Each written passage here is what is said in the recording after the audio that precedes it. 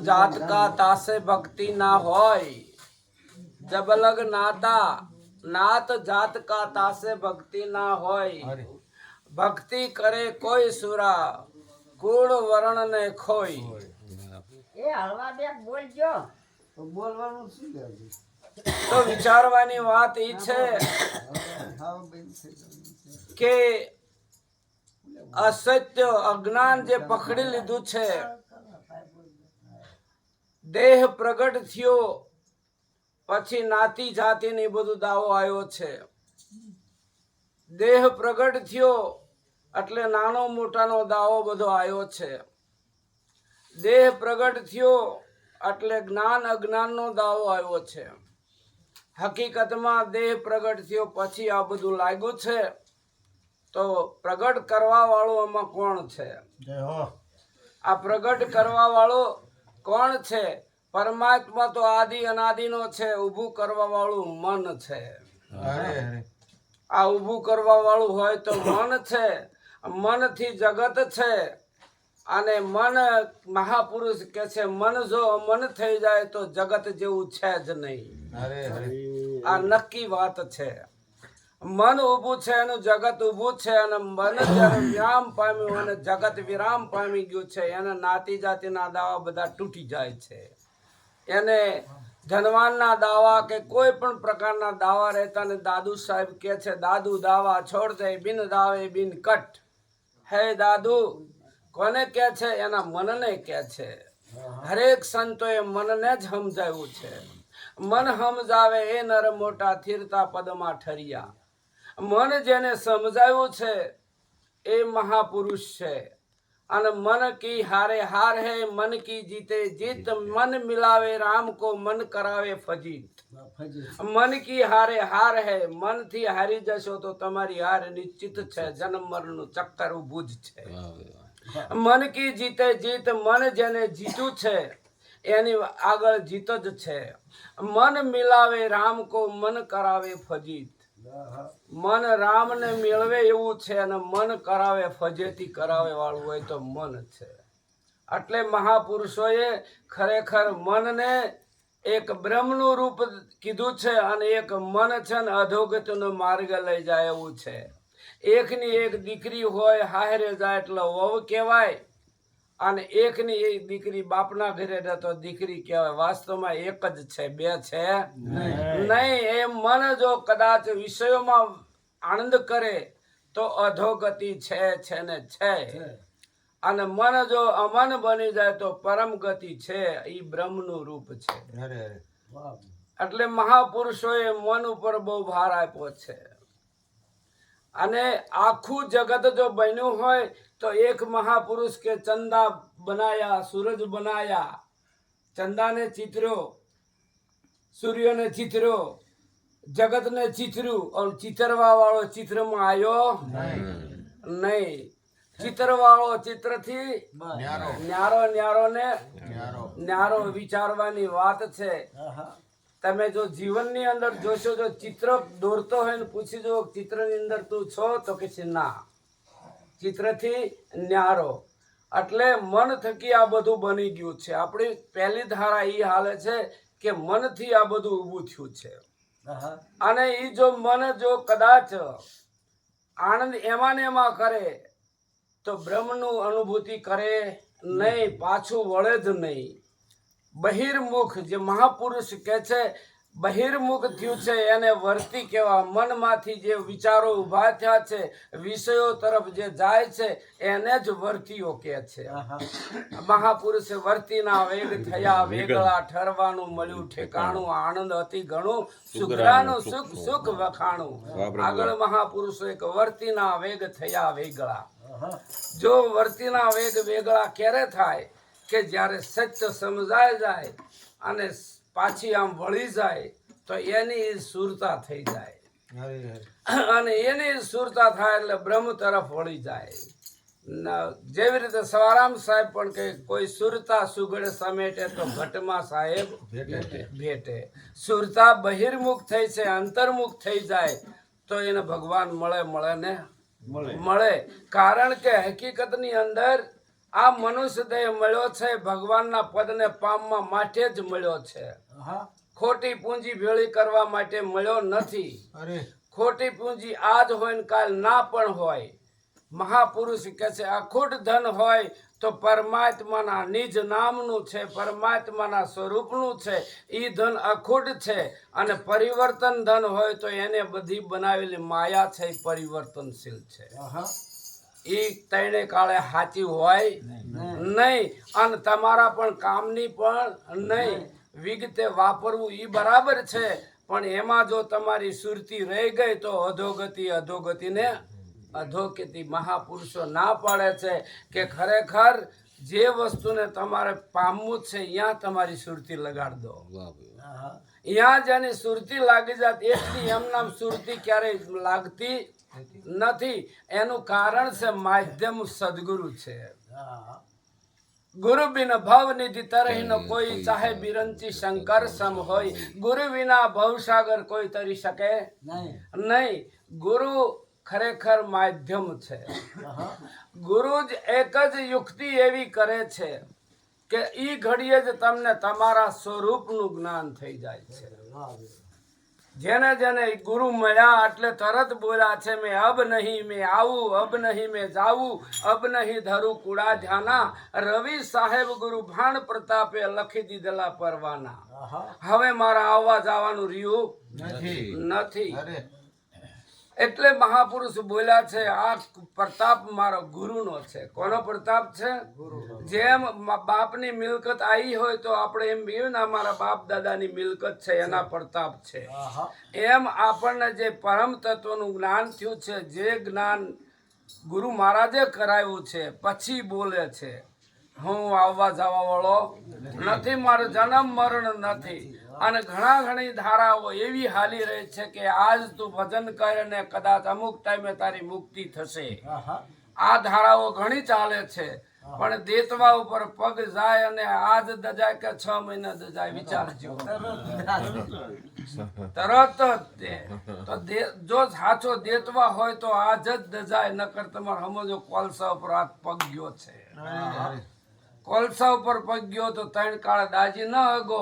એમ જેને સાચા સદગુરુ મળ્યા છે તો એ જ ઘડીએ એને જન્મ મરણની ભય મટી જાય ને મટી જાય. જો સદગુરુના વચન ઉપર નિષ્ઠા હોય, ભરોસો હોય તો.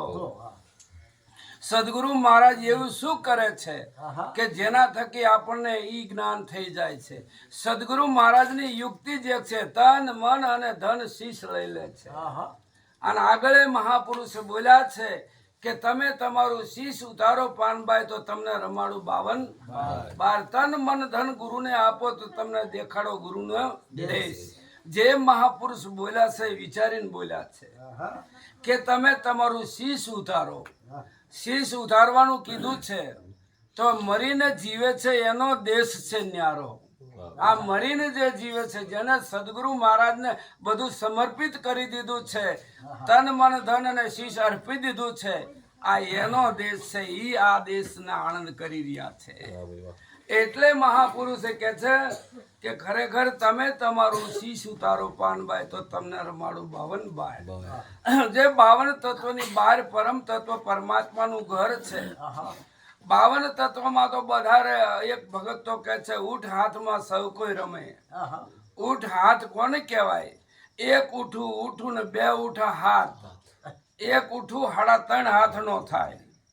તે સંતોએ નક્કી કરીને કીધું આ શરીર છે ને એ 3.5 હાથનું હોય, ગણી કાઢજો.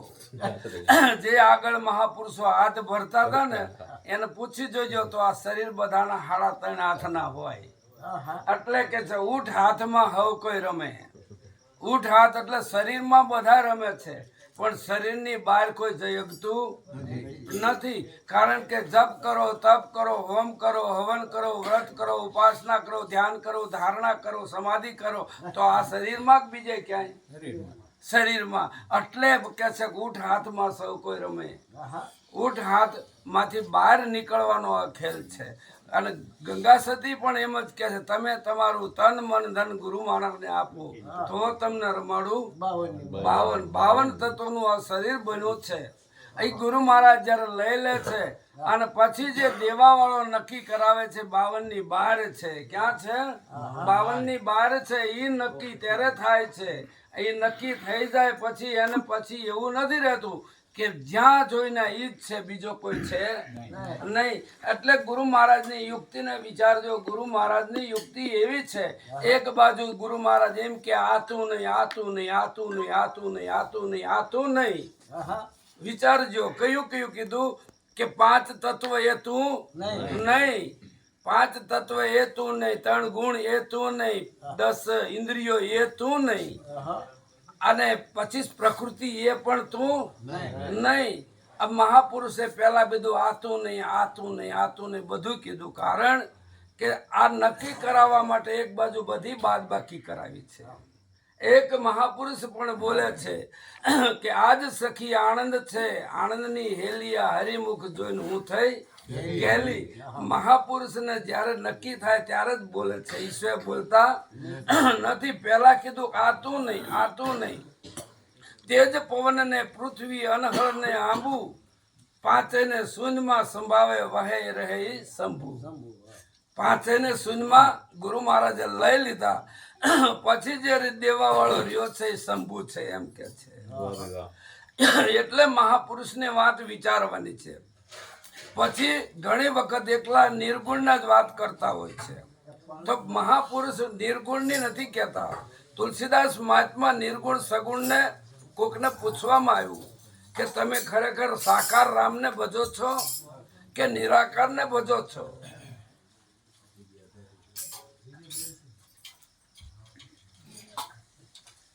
તુલસીદાસ મહાત્માને કોઈએ પૂછ્યું તમે સાકાર રામને ભજો છો કે નિરાકાર રામને?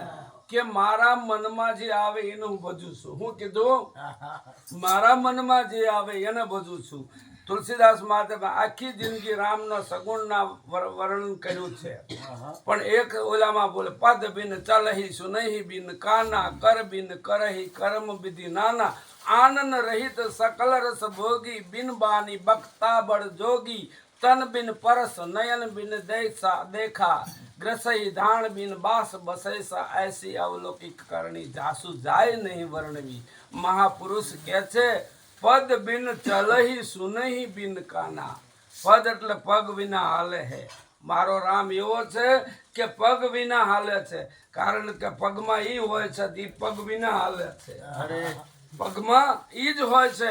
સવારામ સાહેબે એક ભજનમાં કીધું છે કે સદગुरु शिष्य कह तो सुन ले सहज समाधि बताता हूँ, आत्म अनुभव इस विधि होए पूर्णानंद पर खाता हूँ. હું તને હે બાળક હે શિષ્ય હું તને સમજાવું છું કે છે આત્માની અનુભૂતિ કેવી રીતે થાય એ સમજાવું છું. હાલું ચાલુ પરિક્રમા પ્રભુ કી. શું કે છે? હાલું ચાલુ પરિક્રમા પ્રભુ કી. હાલું ચાલુ છું ને એ જ ભગવાનની પરિક્રમા છે. ઓલી 4 ધામની પરિક્રમામાં હું જાતો નથી, ગિરનારની પરિક્રમા હું જાતો નથી. હાલું ચાલુ ને એ જ પરિક્રમા છે ભગવાનની એમ કે છે મહાપુરુષ. એટલે મારું કહેવાનું એવું છે પદ બિન ચલહી સુનહી બિન કાના.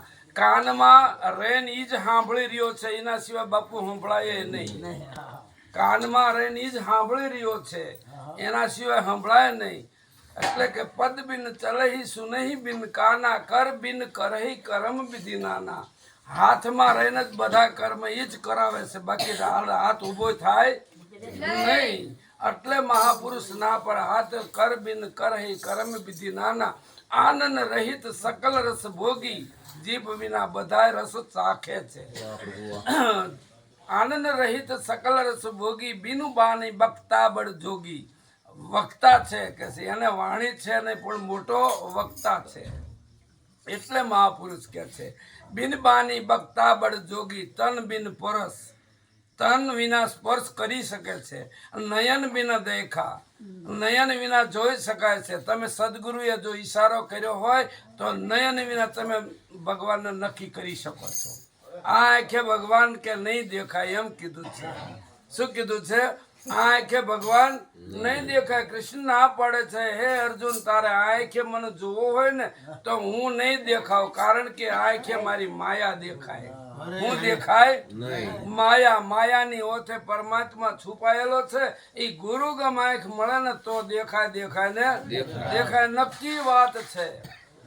એ જ સતાર પણ બોલ્યા, હું જન્મની આંધળી મારા ગુરુએ આપી આંખ, ગુરુગમ અંજન આંજીયું મટી મારે સર્વે જાય. આંખ ખોલીને જોયું તો ઘટ ઘટ બેઠો અલખ ધણી. બધાય ઘટની અંદર મારા રામને મેં જોયા, અલખ ધણીને જોયા કે છે. હું જન્મની આંધળી, સુરતા જન્મો જન્મની આંધળી છે. જ્યાં સુધી સદગુરુનો યોગ ન થાય ત્યાં સુધી ભટકે છે. કારણ કે હરિ ક્યાં હશે, કેવા હશે. જેવી રીતે બહેનોની છોકરી હોયનું નક્કી ન થાય ત્યાં સુધી કોઈ નક્કી ધણી કર્યો નથી. એમ સદગુરુના ચરણે જ્યારે જાય છે ત્યારે સુરતા એ નામ સાથે વરાવે છે મહાપુરુષ, ત્યારે નામ એને નક્કી કરાવે છે. એટલે એમ કે છે, હું જન્મની આંધળીને મારા ગુરુએ આપી આંખ. ગુરુએ શું આંખ કાઢી નામ આપી દીધી છે? ના, ગુરુએ ગુરુગમ આંખ આપી છે.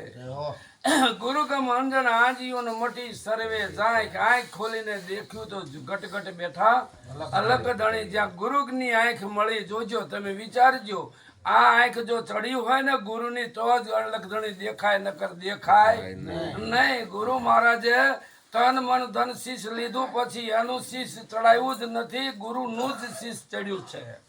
પોતાનું શીશ પાછું આપ્યું નથી. કારણ કે કાળ મુખું હતું. કેવું હતું? કાળ મુખું હતું. આ કાળ મુખું બધું અવળું જોતું હતું. જે ન જોવાનું જોતું હતું અને ન બોલવાનું બોલતું હતું, ન સાંભળવાનું સાંભળતું હતું. આ ગુરુ મુખ જ્યારે લઈ લે, ગુરુ આપણું મુખ લઈ લે, પછી એ મુખ પાછું આપતા નથી અને ગુરુનું મુખ ચડે છે. ગુરુ મુખ અંજન આંજીયું અને મટી સર્વે જાય. ઘટ ઘટ દેખા અલખ ધણી. જે મહાપુરુષને જે અનુભવ થયો છે એ ગુરુમુખ ચડે પછી જ અનુભવ થાય, ત્યાં સુધી થાય નહીં. નક્કી વાત છે. એટલે મહાપુરુષ વાત કરે છે. બ્રહ્મદર્શી ગુરુ મળ્યા મનના ભાવતા, તેમને કીધો મને દેહ સતા વિદેહ જો. બ્રહ્મદર્શી જો મળે ને તો તમે દેહ સતા વિદેહી છો એનું જ્ઞાન તમને કરાવે ને કરાવે. કારણ કે દેહ દીધો ગુરુ મહારાજ ને, પછી રહ્યો એ વિદેહી છે. દેહ દઈ દીધો એટલે પાછળ રહ્યો ને જે દેવા, એ વિદેહી છે. એ સ્વરૂપ જેને નક્કી થઈ ગયા ને તો એક પ્રસંગ છે.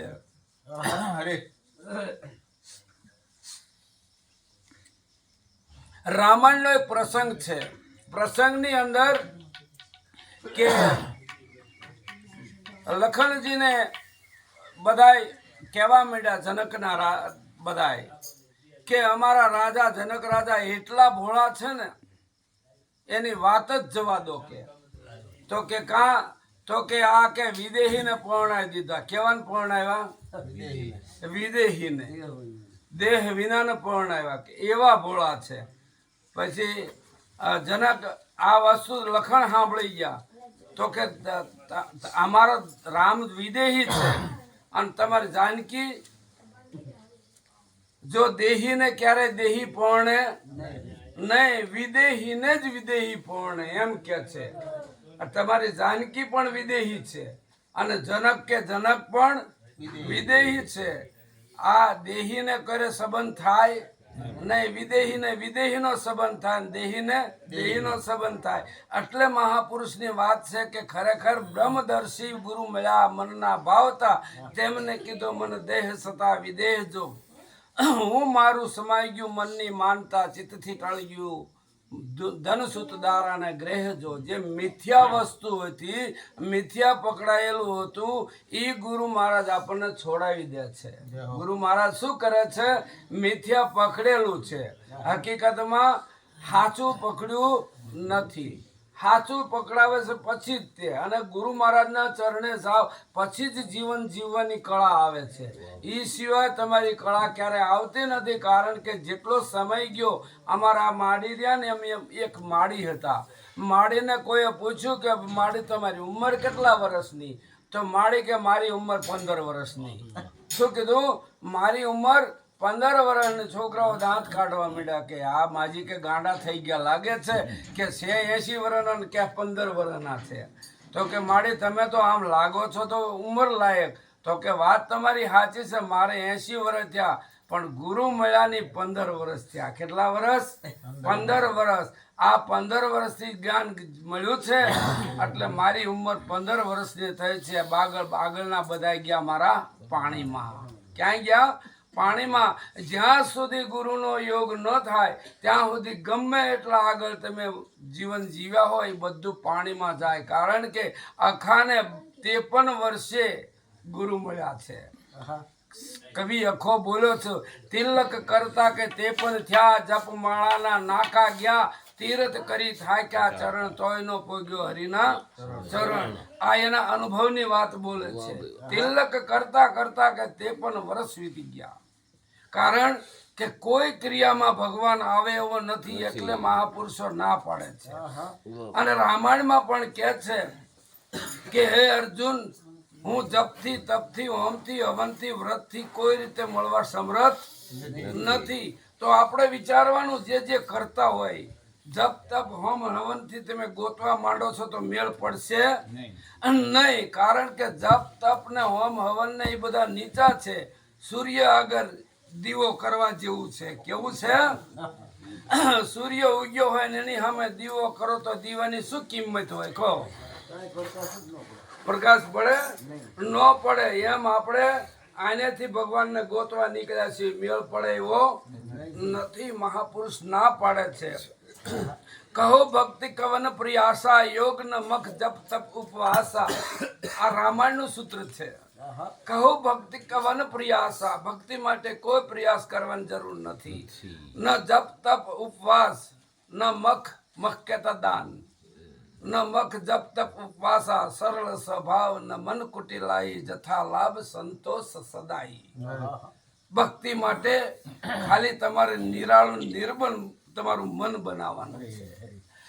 જો નિર્મળ મન નહીં બને તો તમારો આંટો નિષ્ફળ ગયો ને ગયો.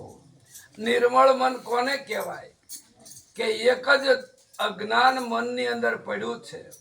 હું દેહ છું એ મોટું અજ્ઞાન છે. દેહ મરતા મરી જાઉં છું એ મોટું અજ્ઞાન છે. મહાપુરુષો એ જ છોડાવે છે. તું દેહ નથી, તું દેહ નથી, તું દેહમાં રહેવા વાળો છે. તું ઘર નથી તો ઘરમાં રહેવા વાળો છે. આ ભોજાભાઈ ઘર કહેવાય? કહેવાતું હોય કેજો. ભોજાભાઈ ના ભોજાભાઈ કહેવાય? ભોજાભાઈ ના ઘર ન કહેવાય ને ઘર ને ભોજાભાઈ કહેવાય? એક અરસ્પર જુદા છે. એમ કહેવાનું શું છે કે એક આત્મા છે ને એક દેહ છે. દેહ ને ક્યારે આત્મા ન કહેવાય ને આત્માને ક્યારે દેહ ન કહેવાય. તો દેહ આત્મા જુદા છે. જુદા છે એટલે દેહનો ધર્મ છે જન્મ મરણ વાળો છે અને આત્માનો ધર્મ છે આદિ અનાદિનો છે. તો આદિ અનાદિનો જે ધર્મ છે એ આપણે જન્મ મરણમાં ખપાવી વાળ્યો છે. એટલે મહાપુરુષ કે છે દેહ જન્મતા તું નહીં જન્મતો, દેહ મરતા તું નહીં મરતો, દેહ અનાતમ તું હે આત્મ, ખોટા સંકલ્પ ક્यों કરતા. દેહ અનાતમ છે અને તું આત્મા છો. અનાતમ એટલે જેમાં આત્મા ન હોય એને અનાતમ કહેવાય. જેને પરિવર્તનશીલ થતું હોય ને એને અનાત્મા કહેવાય. દેહનું પરિવર્તન થાય એવી રીતે આત્માનું પરિવર્તન ક્યારે થતું નથી. ઘરનું પરિવર્તન થાય, ઘર પરિવર્તન થાય એટલે ઘરધણીનું પરિવર્તન થાય?